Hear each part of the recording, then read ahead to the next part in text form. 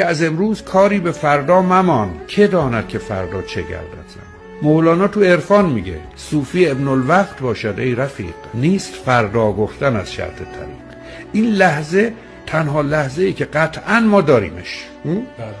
لحظه بعدی از کجا معلوم هست شده؟ هزاران حادثه در کمین ماست. حافظ میگه من طایر گلشن قدسم، یعنی من پرنده بهشت بودم. چه دهم شرح فراق که در این دامگه حادثه چون افتادم.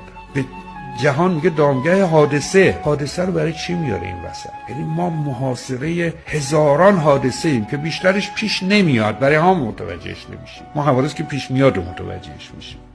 و چه بسا که خیلی ها هیچ به ذهنشون هم نمیرسید که از خونه اومدن بیرون، حتی پا رو از پیاده رو نتونستن بذارن تو خیابون. تمام شد. خب اگر اینجوریه هیچ ضمانتی برای ادامه نیست، این لحظه خیلی لحظه مهمی نیست؟